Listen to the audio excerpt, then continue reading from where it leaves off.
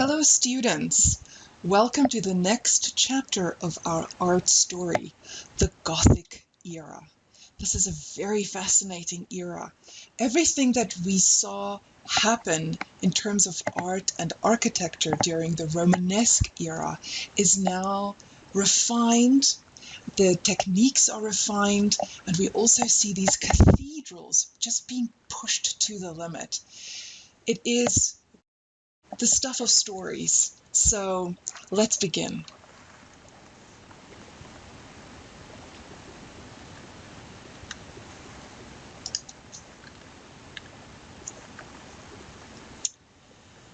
The Gothic era, or the late medieval age, is from around about the year 1120 to the 15th century, or the year 1400. It is definitely the era of the cathedral. Gothic architecture attempted to recreate a heavenly environment on earth.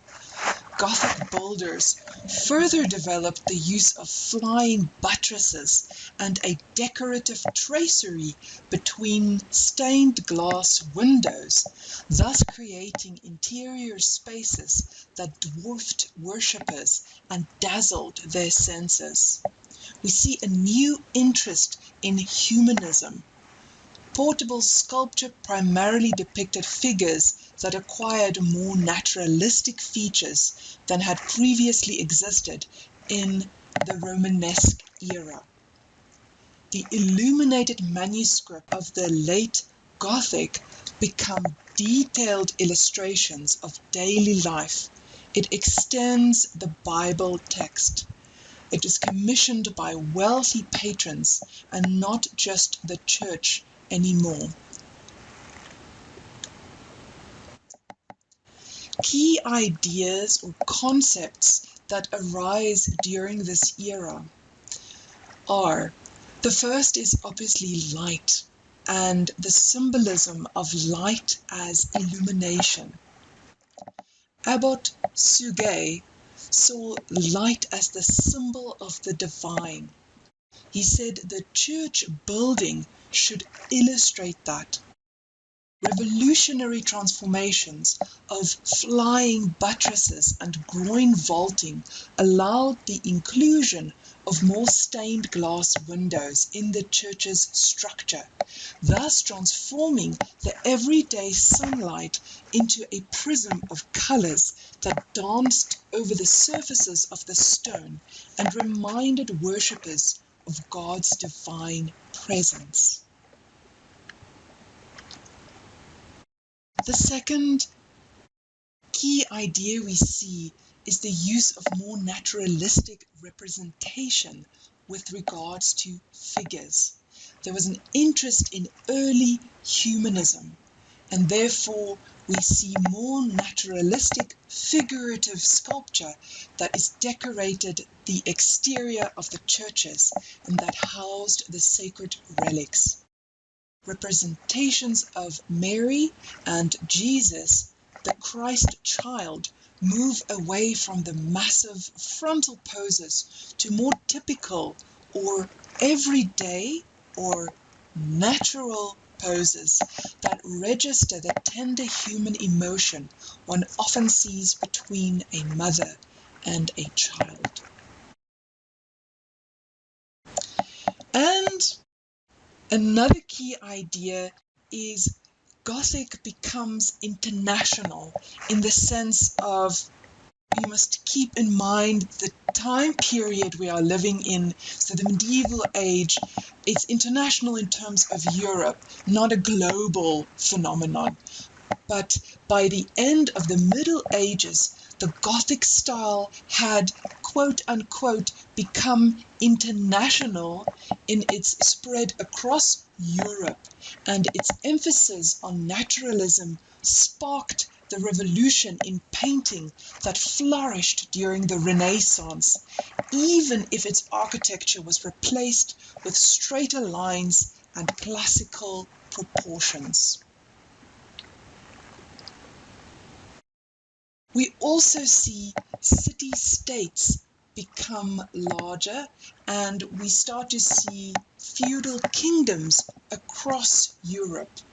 The power of the Catholic Church continued to grow.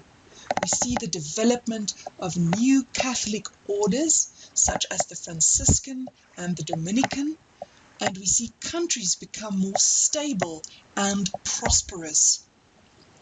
We see early formations of universities, like the University of Paris that was created during around the year 1150. And we see an increased trade that lead to the growth of urban areas. Noble patronage began to play a primary role in building projects, such as stained glass windows and portals. They emphasized the identification of the king as a kind of earthly representation of divine authority, as we see in the royal portal reserved for nobility and high-ranking church officials. The cathedral means an economic growth in an area. Some Gothic churches took decades to build, contributing both to the economy of the town and to the expansion of the necessary guilds that represented the various trades involved in construction and design.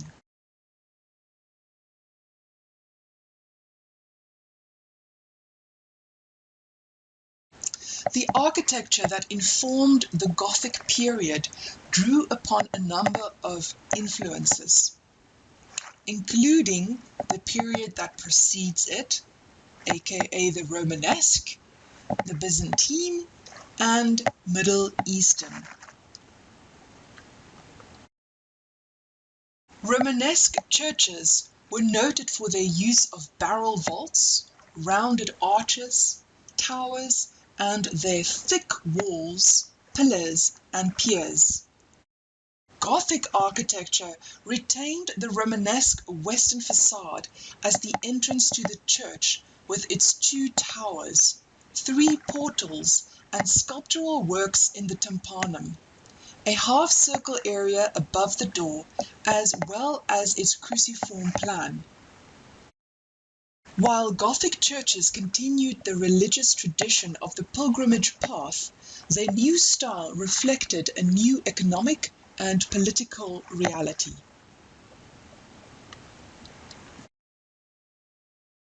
As the Pope and Catholic rulers sought to extend the range of Christianity in the Middle Ages through the Crusades, knowledge of Middle Eastern architecture became more common among Europeans. The pointed arch was a noted element of Middle Eastern architecture in the beginning of the 7th century for palaces and mosques, such as the Al-Aqsa Mosque in Jerusalem that was erected around 780, and the fortress of Al-Uqaydir in around the year 775 AD. The pointed arch was found throughout the Middle East, North Africa, Andalusia, which is modern-day Spain, and Sicily. The pointed arch made the Gothic style possible, as it could be used for asymmetrical spaces and to intersect columns at a sharp angle, thus displacing the weight into the columns and lightening the walls. The structure also became key to a number of subsequent Gothic innovations, including the lancet arch, creating a high, narrow, and steeply pointed opening, the equilateral arch, widening the arch to allow for more circular forms in stained glass, and the flamboyant arch, primarily used in windows and traceries for decorative effect.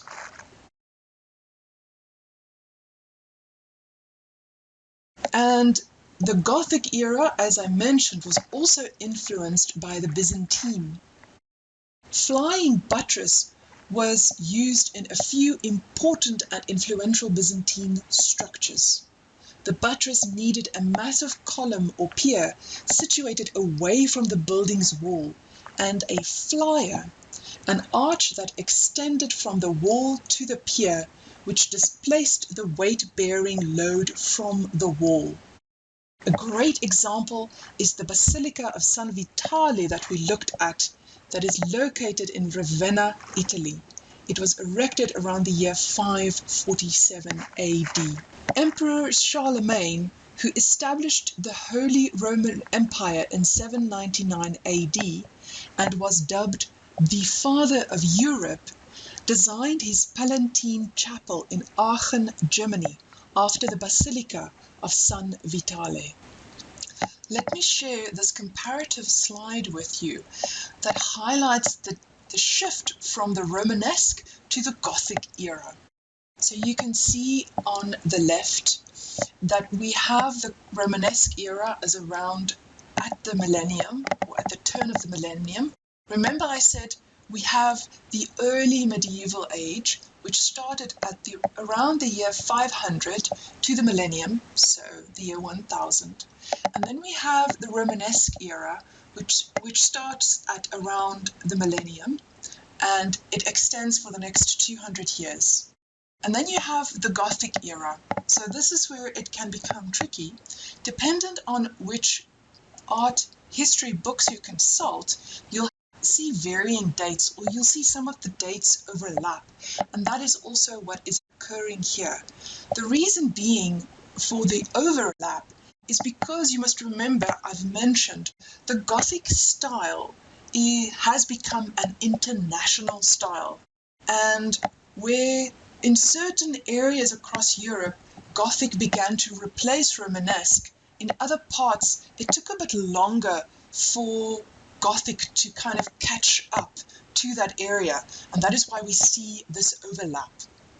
But roughly, Gothic can be seen from the 12th century, or 11100, to the 1500s, or the 16th century, or just the turn of that century. We see in both cases that Christianity is the official religion, but there is a definite shift in terms of art representation of God, of Jesus Christ, and the role that Mary, the human mother of Jesus Christ, fulfills. So you can see on the left-hand side, during the Romanesque era, God is depicted as the Pantocrator. If you can remember, God is judge. He's the Almighty. He is ever present. People live in fear of purgatory and in fear of forever damnation in hell. Also, the Last Judgment was a common subject in the medieval manuscripts of that time. Because as with any change of millennium, I don't know if any of you were old enough to remember, but when about 20 years ago we entered into this millennium, there was what was called the Y2K scare, and a lot of people were really fearful that it would be the end of the world. And everything that is in chaos, it just gets highlighted in people's minds. And it was the same for people a millennium ago in the medieval era. So they really thought that it was going to be the time of last judgment. And a lot of the clergy, that was the sermon that the most popular sermon that they gave from the pulpit. And there's actually many cases that are recorded of a lot of people who committed suicide during that time when the apocalypse, in fact, did not occur. So that's just sort of a side note. And we also see the beginning of the Crusades and the pilgrimages. Those we've spoken about already in the previous video of the Romanesque era. Although they do continue during the Gothic, they have a bit of a different flavor during the Gothic era. We also see economy is fueled by new trade routes, so it makes way for the smaller villages. We see kingdoms, feudal kingdoms, the feudal system being in place, and it allows for the growth of towns, and the building of all these cathedrals allow for the growth of these towns to become cities and to become city-states. So the one period definitely leads into the other. We also see in the Romanesque era that rural society is, we see the monastery, the church is a secluded place. It's a place of monasteries, but during the Gothic era, you definitely see that the church becomes this cathedral, the Gothic cathedral, and it becomes a sanctuary for the lay person.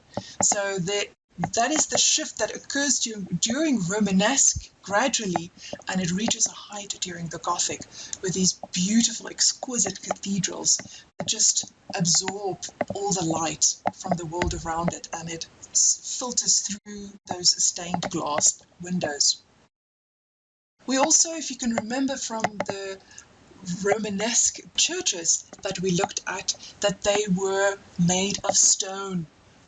They are solid and grounded, and we see the first larger stone sculptures being created. So stone, the association of stone with this era and the use of stone as a medium is quite prominent.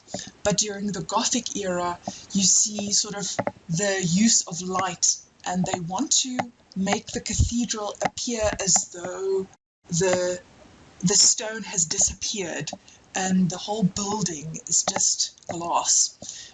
So it's not, doesn't seem as solid and grounded. It seems more airy and light.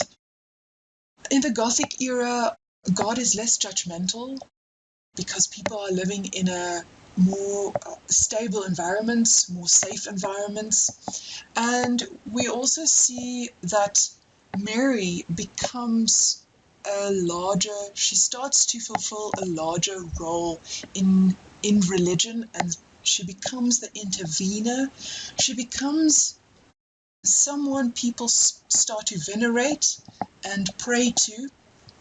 We also see the growth of the papacy in society, the start of universities, so there's an emphasis on education and philosophy. Women gain more importance during this time. We see in a lot of books the notion of chivalry and courtly love. In economics and politics, we see trade, craft guilds and unions being formed that allow for skills to be passed on in a much more structured way, and also for them to be paid, the guilds, according to a better system. We also see some form of urbanization. As I already mentioned, we see city-states grow, we see urban churches, and they are now not solid and grounded, but they are vertical, thin and light. So let's look at a Gothic Europe, a time of turmoil and change. Well, there's a lot of prosperity and urbanization. We see a power shift from the rural monastery to the city cathedral. Paris becomes the intellectual center of Europe, and it will remain so until the late 17th century. In terms of art, it's going to remain so until the turn of into the 20th century. So only with the First World War does it lose its power gradually until after the Second World War, when America and New York becomes the city center for art in terms of the global influence. Death and destruction, so also that in all times of life we unfortunately have that. The 100-Year War begins in 1337 between England and France. We also see the Black Death or the bubonic plague that starts its first outbreak around 1347 to 1351, which wiped out a quarter of the European population, that is 25%. And unfortunately, the bubonic plague, nobody knew the exact origin of the illness. They didn't know why people got it until the late 1800s. So we see recurrences of the bubonic plague in Europe for centuries to come. Women also assume a more prominent role. So we have Eleanor of Aquitaine, which is the first French queen. She supports literature that emphasizes courtly love and chivalry. And we also see the cult of Madonna reaching high status. That is the veneration of Madonna. In this slide, you can see several examples of what is known as the Vierge Ouvrante statuettes, or in English known as the Opening Virgin. It became popular during the Middle Ages, and it depicts the Virgin, or Mary, containing the Trinity when opened, as though she holds all wisdom.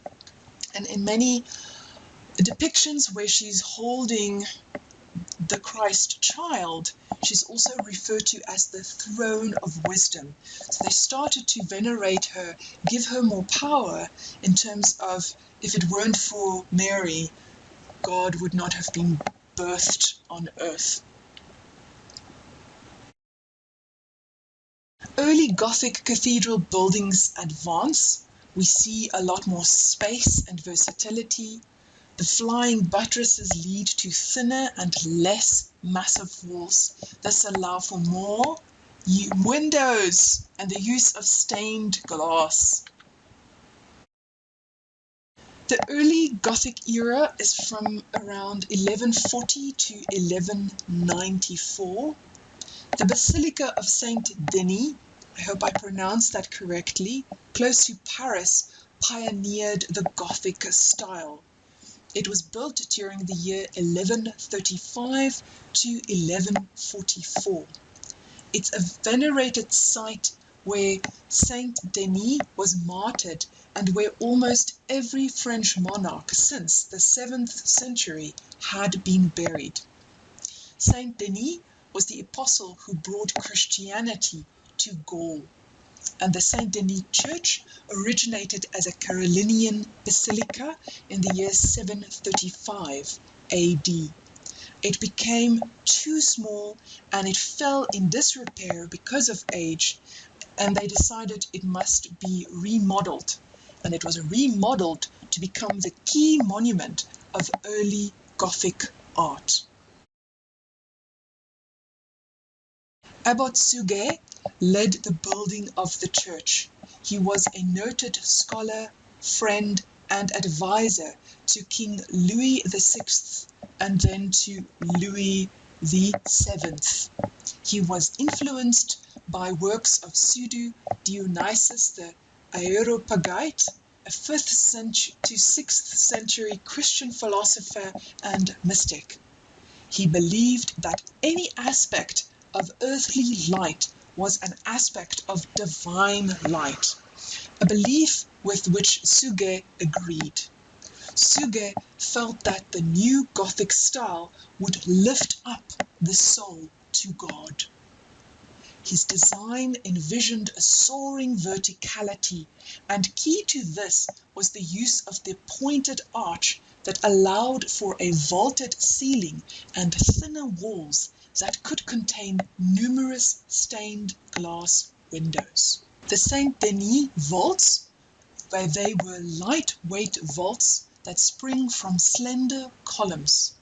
The walls between chapels are eliminated, and outer walls are filled with stained glass.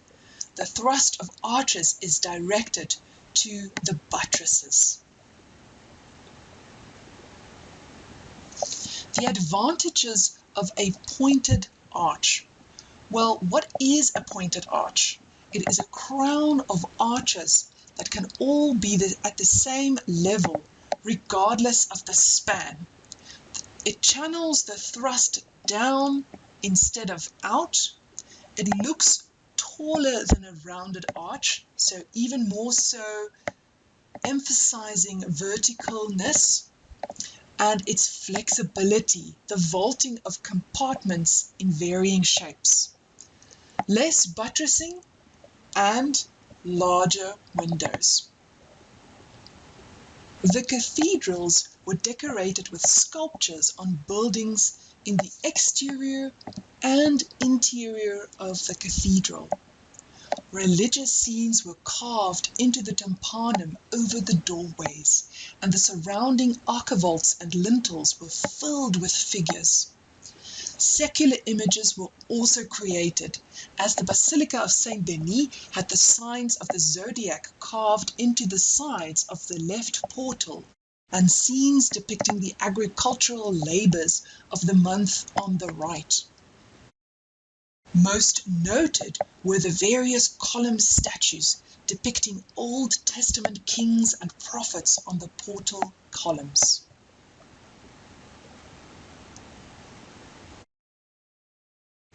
This image depicts the tympanum of the portal of the north transept, and it depicts the martyrdom of Saint Denis.